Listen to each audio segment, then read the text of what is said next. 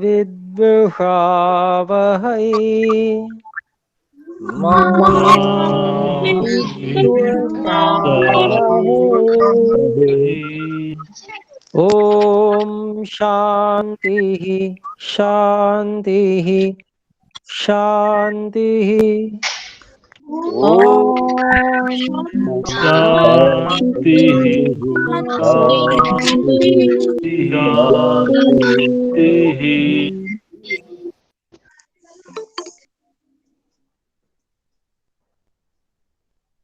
तो पिछली 3 कक्षाओं में हमने पहले कुछ विषय स्वास्थ्य आदि का क्या क्या हम रखेंगे उसके बारे में, और फिर उसके बाद में लक्ष्य की चर्चा हमने की, और उसमें हम सब ने ये बात समझी कि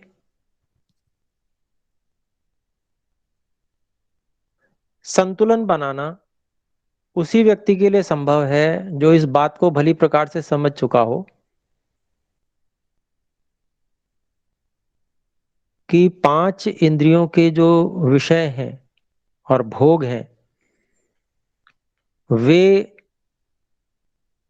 उनसे जो सुख है वह लेने योग्य नहीं है, वो अत्यंत घटिया क्वालिटी का है।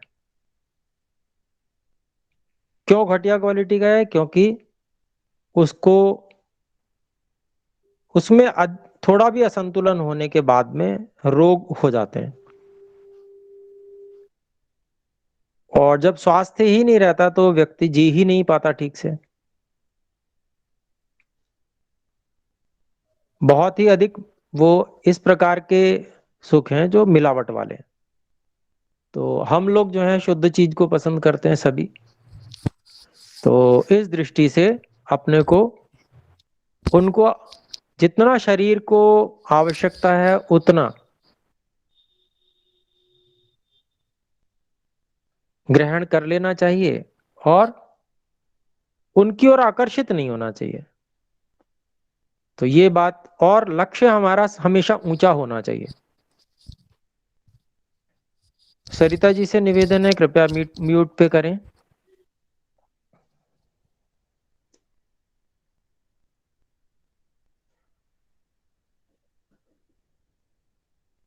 तो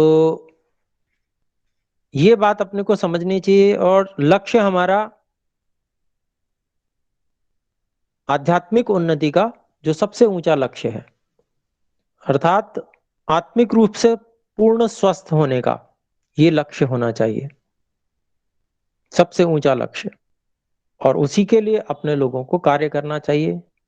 जब हम ऊंचे लक्ष्य के लिए कार्य करेंगे तो शरीर आदि स्वस्थ हो जाएंगे, उनमें स्वास्थ्य में समस्या नहीं रहेगी,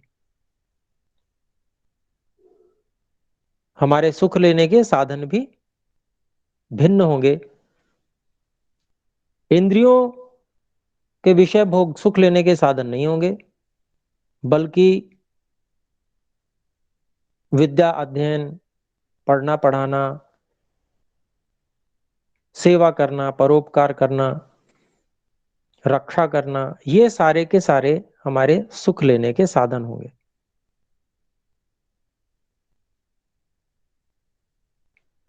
तो ये बात भी हमने की, और ऊंचा लक्ष्य रखना चाहिए। फिर पिछली कक्षा में हमने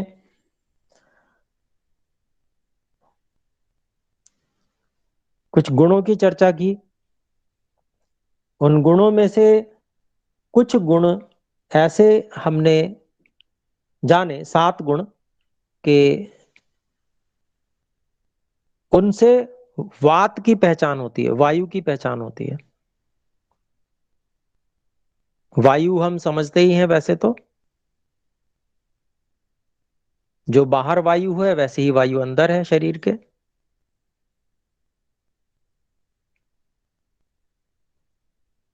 तो उसका बहुत सारा कार्य है शरीर में। वायु शक्ति है, हमारे शरीर में जो शक्ति है वो वायु की ही शक्ति है। उस वायु को शरीर की बाकी धातुओं ने धारण कर रखा है। अगर शरीर की बाकी धातुएं उस वायु को धारण करने में समर्थ नहीं होती हैं, तो वही वायु कष्टदायक हो जाती है।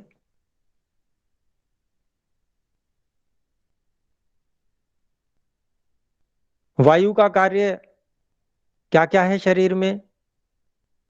शक्ति देना, क्रिया करवाना, सफाई करना,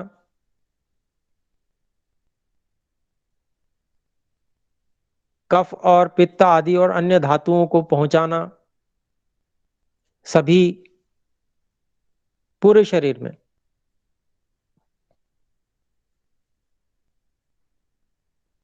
सुखाना, ये भी वायु का कार्य है। गीलेपन को कम करना। तो इस प्रकार से ये मोटा मोटा हमने गिना। तो ऐसी जो वायु जो शरीर में कार्य कर रही है, इसके गुण क्या हैं? तो हमने रूक्ष, यह गुण, रूखापन जिसे कहते हैं। फिर शीत, शीतलता, ये भी वायु का गुण है। लघु, हल्कापन, ये भी वायु का गुण है। सूक्ष्म,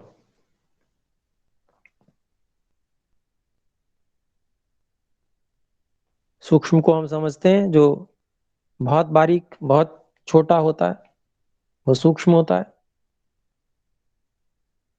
चल, गतिमान जो है, चंचल जो है। फिर विशद, विशद मतलब जो पिच्छिल नहीं है। पिच्छिल का मतलब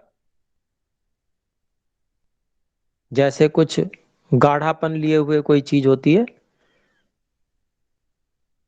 जैसे जो गोंद होता है उसको पानी में भिगो दें तो वो किस प्रकार का हो जाता है, तो उसी तरह को उसको पिच्छिल कहते हैं। अर्थात वो पिच्छिलता जहां नहीं है वो विशदता है।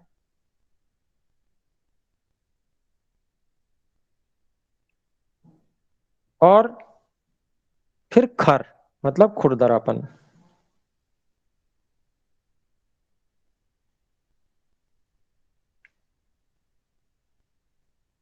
ये 7 वायु के गुण हैं। तो जो गुण हमने ये देखे, इनसे विपरीत जो गुण होंगे वो सारे वायु को शांत करने वाले होंगे। और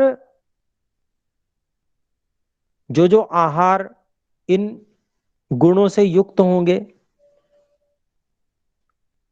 या विहार, आहार के साथ में विहार भी होता है, अन्य इंद्रियों का जो उपयोग करते हैं हम और शरीर का उपयोग करते हैं, जिस जिस प्रकार से उपयोग करते हैं वो सब विहार के अंतर्गत आता है। तो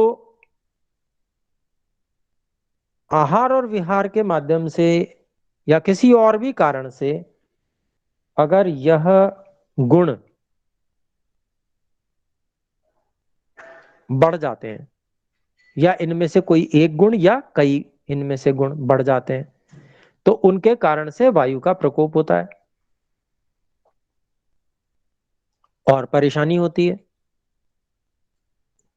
और जिस जिस गुण के कारण से परेशानी उत्पन्न हुई है, उस गुण के विपरीत गुण को यदि हम सेवन कर लें, आहार विहार में सम्मिलित कर लें,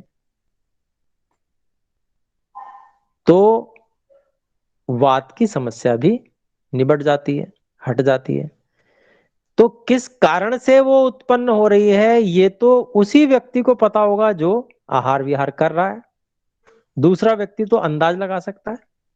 तो इसलिए सब कुछ हमको अपने बारे में स्वयं ही पता है, तो हम उसको जाने समझें, परीक्षण करें। इसीलिए ध्यान की कक्षा में भी हम शरीर का निरीक्षण करना, इन गुणों को पहचानना, ये सीख रहे हैं, प्रयास कर रहे हैं उसमें। तो ध्यानावस्थित होकर कैसे हम रूक्षता को पहचानेंगे? रूक्षता होती क्या चीज है पता होगा तो शरीर में हम पहचान सकते हैं। ठंडक कैसी होती है पता है हमें, इसका ज्यादा हमें अनुभव है, इस कारण से हम इसको आसानी से पहचान सकते हैं। शीत, लघु, हल्कापन, इसको भी हम आसानी से पहचान सकते हैं। सूक्ष्मता और स्थूलता,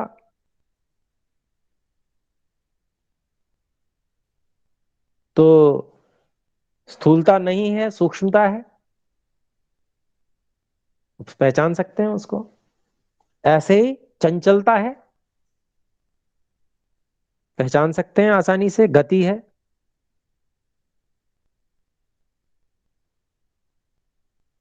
और पिछलता नहीं है, उसको भी पहचान सकते हैं।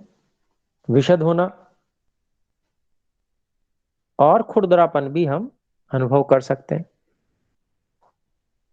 तो ये शरीर का निरीक्षण करना, ध्यानावस्थित होकर समझना, उसको, उसकी पहचान बनाना, ये अपना कार्य है। दूसरा, इन सब अनुभूतियों को हमारे अंदर अंदाज से ही पता कर सकता है, हम बहुत आसानी से कर सकते हैं, तो ये पहचान होनी चाहिए।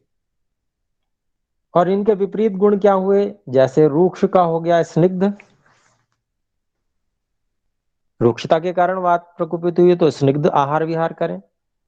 शीतता के कारण वात प्रकोप हुआ है तो उष्ण आहार विहार करें। अगर लघुता के कारण से, हल्केपन, हल्के भोजन करने इत्यादि के कारण से वात प्रकोप हुआ है तो गुरु आहार विहार करें। सूक्ष्म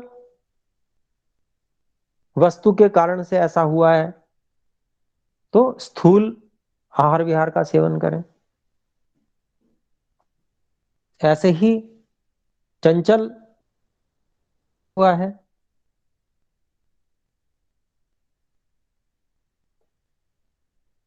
गति के कारण से हुआ है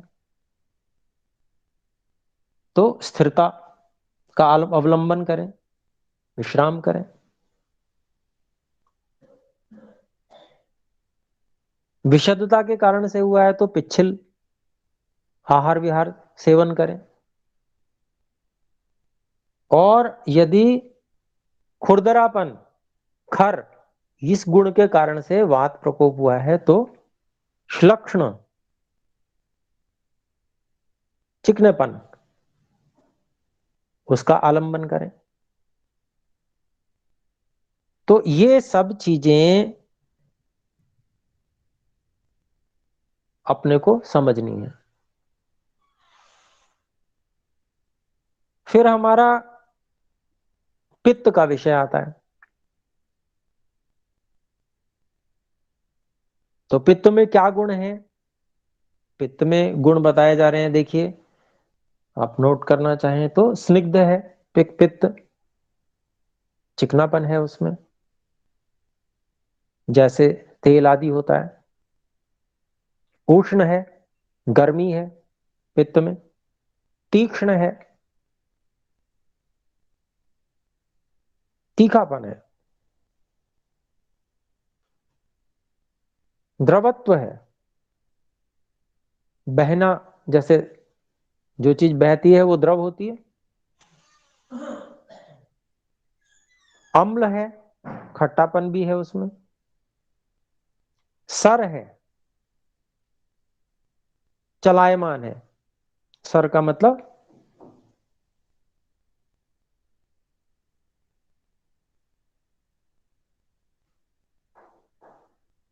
फिर उसके बाद में है कटु। कटु का अभिप्राय जो आयुर्वेद है उसके अनुसार, वैसे तो लोग कड़वा सामान्य रूप से लेते हैं, लेकिन कटु का अभिप्राय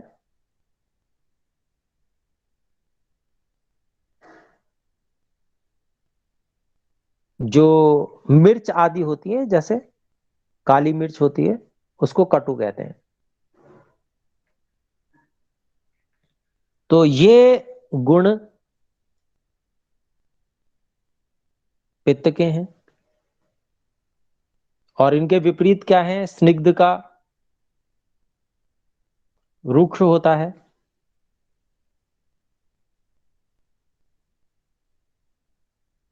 उष्ण का शीत होता है,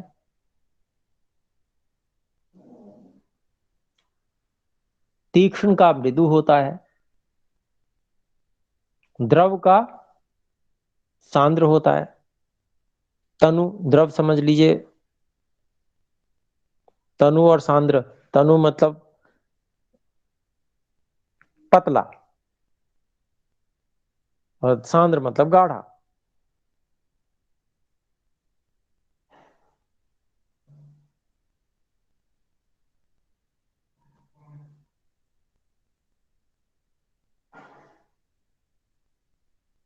और खट्टेपन का कषाय उल्टा होता है, विपरीत होता है।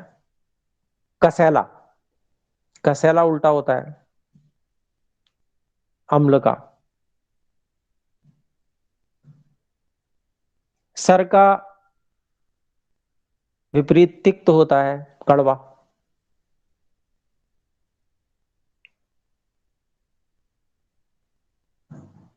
और कटु का जो तीखा मिर्च जैसा होता है, उसका उल्टा मीठा मधुर होता है। तो ये अभिप्राय हुआ कि उनके विपरीत, जैसे हमने वात के विषय में समझा, ऐसे ही पित्त के विषय में। पित्त की वृद्धि हो गई है तो अनुभव क्या होगा? जलन के अनुभव होंगे, फोड़े फुंसी का अनुभव हो सकता है। तो पित्त की वृद्धि होगी तो पित्त को सहायता कौन दे रहा है? वायु। वायु हर जगह जुड़ी रहेगी। वायु के सहयोग के बिना कोई भी प्रभाव नहीं होता है, क्योंकि वायु सबका एक तरह से वाहन है, ले जाने वाला है।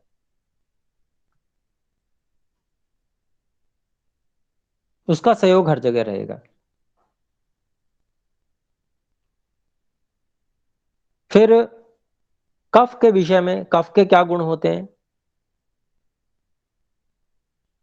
गुरु है, भारी है कफ। शीत, शीतल है, ठंडा है। मृदु है, स्निग्ध है, चिकनापन। मधुर है,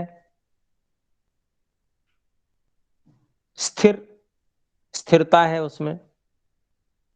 और पिच्छलता भी है।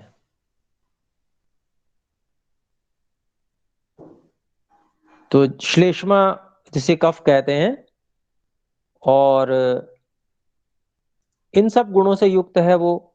इसके अलावा और सामान्य रूप से जैसे हम कभी कभी मुंह से उसको थूकते भी हैं, वो भी कफ है, लेकिन वो अतिरिक्त कफ है, अधिक हो गया, स्निग्धता अधिक हो गई शरीर में। अति स्निग्ध का लक्षण है वो। ज्यादा घी आदि खा लेते हैं तो फिर वो कफ थूकना पड़ता है। लेकिन वही कफ शरीर में बहुत सारे कार्य भी करता है। प्रकोप होने पर कष्ट भी देता है, ठंडी ज्यादा लगती है, भारीपन रहता है, आलस्य रहता है, जड़ता हो जाती है। तो ये सारी की सारी चीजें, ये परेशानियां भी होती हैं। तो विपरीत गुणों से, जैसे गुरु का है लघु, विपरीत है। शीत का उष्ण है, विपरीत। मृदु का तीक्ष्ण है, विपरीत। स्निग्ध का रूक्ष है, मधुर का कटु है, स्थिर का सर है, और पिच्छल का विशद है। तो इस तरह से विपरीत आहार विहारों का सेवन, विपरीत गुण वाले आहार विहारों का सेवन करने से कफ जो प्रकोपित हो जाता है, उससे शांति मिलती है। तो यह गुणों को समझना और अपने शरीर में उनकी पहचान करना, ये आवश्यक है और इसको हमें आना चाहिए। उससे हमें ये अनुभव में आएगा कि कहाँ क्या गड़बड़ है, क्या आधिक्य है, क्या असंतुलन है, ये समझ में आएगा।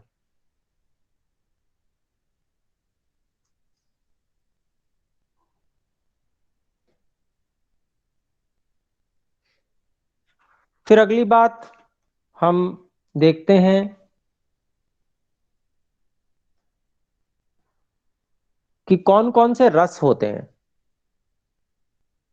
तो जैसे गुणों के अंदर भी हमें कुछ रस मिले थे, कटु, तिक्त आदि, हमने अभी चर्चा की थी। तो 6 रस होते हैं: मधुर रस, अम्ल रस, लवण रस, कटु, तिक्त और कषाय। ये 6 रस होते हैं।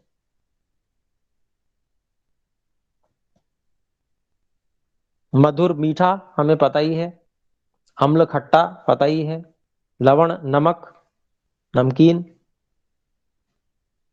कटु तीखा वाला मिर्ची जैसा, और तिक्त कड़वा। हिंदी में थोड़ा सा उल्टा सा प्रयोग होता है, लेकिन संस्कृत में इस प्रकार से होता है प्रयोग। तिक्त मतलब कड़वा, और कषाय मतलब कसैला। कसैला कैसा? जैसे सुपारी होती है,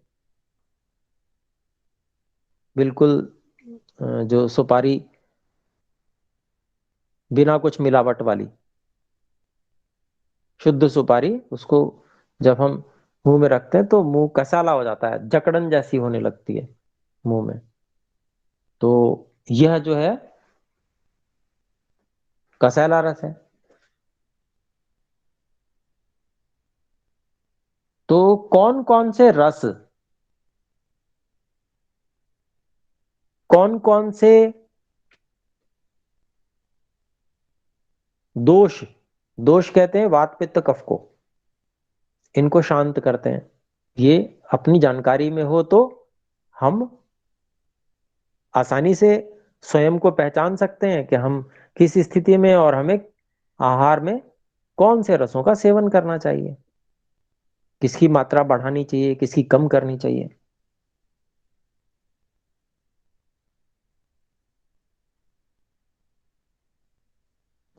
तो सबसे पहले हम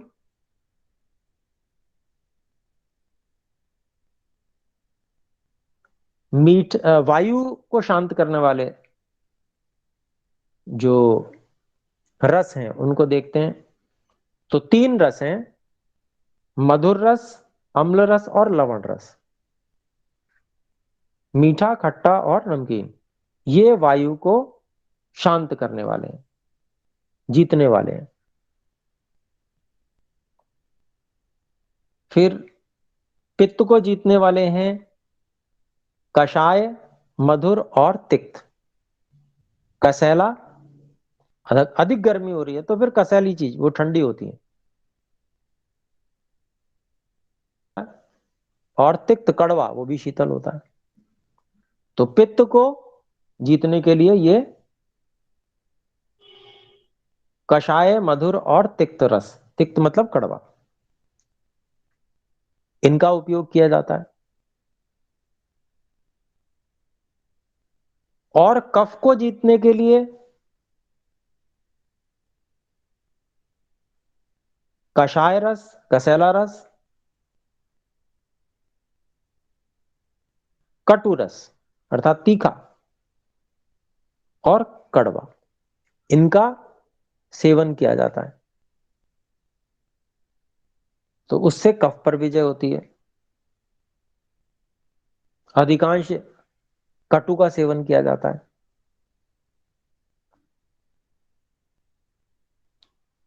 तो यह भी अपने को ध्यान में याद रखने वाली चीजें, बहुत ज्यादा जिनको हमें, अगर हम इनको याद रखेंगे तो हम बहुत अच्छा अपने आप को समझ पाएंगे, और क्या हमें आहार विहार में परिवर्तन करना चाहिए ये हम देख पाएंगे।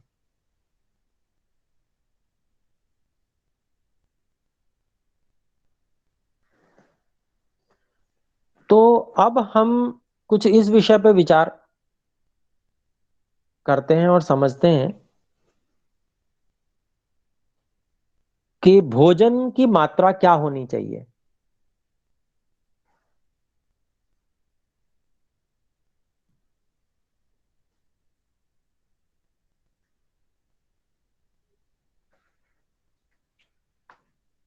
तो भोजन की मात्रा आयुर्वेद कहता है कि हमें सावधानी पूर्वक निर्धारित करनी चाहिए।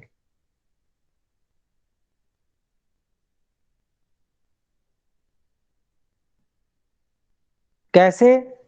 आयुर्वेद कहता है कि हमें अपना भोजन अग्नि बल के अनुसार लेना चाहिए। शरीर लंबा चौड़ा है तो हमें अधिक खाना है, ऐसा नहीं है।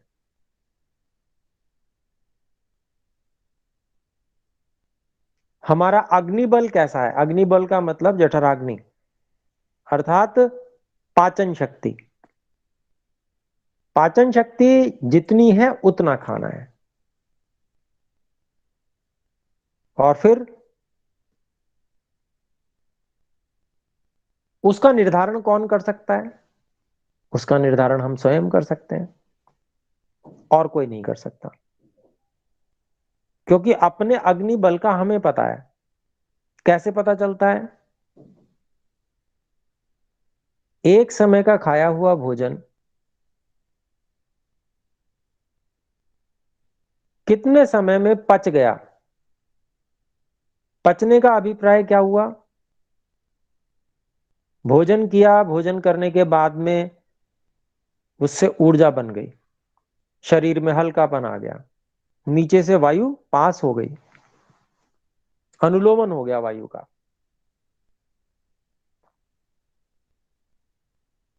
और फिर से भूख लगनी आरंभ हो गई।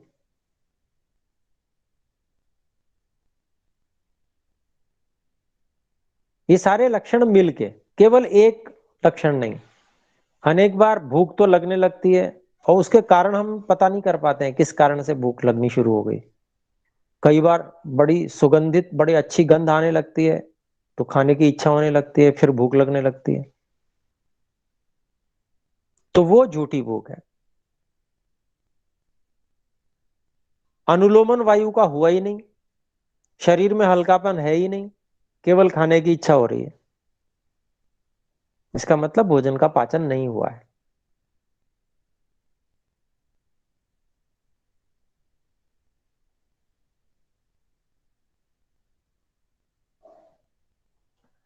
अगर जठराग्नि अर्थात पाचन शक्ति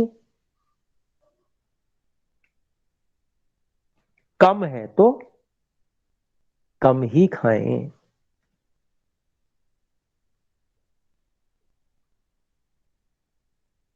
और बलवान है तो अधिक मात्रा का भोजन हमें करना होगा।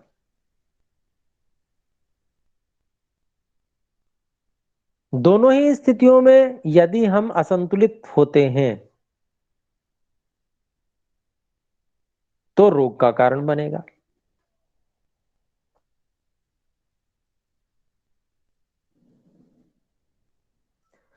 जितनी मात्रा में खाया हुआ भोजन अपनी प्रकृति को, यानी कि जैसा जैसा वास्तव में हमारा शरीर है, हमें पता है ना कि हम कैसा अनुभव करते हैं, जो भी हमारी वास्तविक प्रकृति है जिसमें हम सबसे अधिक अनुकूलता का अनुभव करते हैं, खाया हुआ वह भोजन हमारी अनुकूलता को नष्ट न करता हुआ, हमारी अनुकूलता को कम न करता हुआ, अपने समय से जितना अगला भोजन का समय है उतने समय में पच जावे, वह मात्रा ठीक है। अब ये परिभाषा याद करनी पड़ेगी आपको।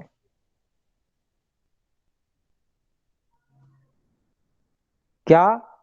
कि वह मात्रा जो हमारी अनुकूलता को, वह भोजन की मात्रा जो हमारी अनुकूलता को समाप्त नहीं कर रही, प्रकृति जिसको कहते हैं, हमारी प्रकृति क्या है, और जो हमारी प्रकृति होती है उसी में हम अपने आप को अनुकूल अनुभव करते हैं। तो उस प्रकृति को जो डिस्टर्ब ना करे, उसमें बाधा ना पहुंचाए,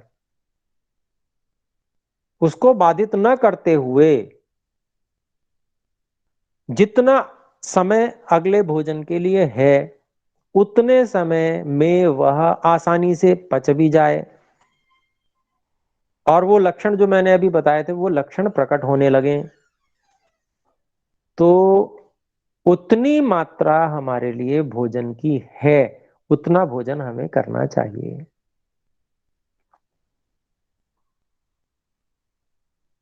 तो यह कैसे होगा, कौन बताएगा? कोई भी नहीं बता सकता, ये स्वयं ही निर्धारण करना होगा। हम भोजन करते हैं, हमारी अनुकूलता बनी रहती है, हम सारे कार्य कर पाते हैं, और अगले समय हमें समय से तेज भूख भी लग जाती है। तो वो निर्धारण हमें करना होगा, देखना होगा कि इतना करने से ठीक रहता है। लोभवश भोजन करना नहीं है, क्योंकि हम इस बात को निर्णय कर चुके हैं कि इंद्रिय के विषय भोगों वाला सुख जो है वो घटिया क्वालिटी का है, उसमें सुख की दृष्टि से उसको लेना ही नहीं है। वो पेट्रोल डालना है जैसे गाड़ी में, वैसे शरीर में भोजन, अन्न इत्यादि अन्य कार्य हम अच्छे प्रकार से कर सकें। और इसीलिए यहाँ पर जो ये कहा गया आयुर्वेद में कि प्रकृति का विघात न करे, जो हमारी जो अनुकूल स्थिति है उसको नष्ट ना करे। हमारी अनुकूलता नष्ट कर रही है, इसका मतलब ये हुआ कि हम कार्य करने योग्य नहीं है।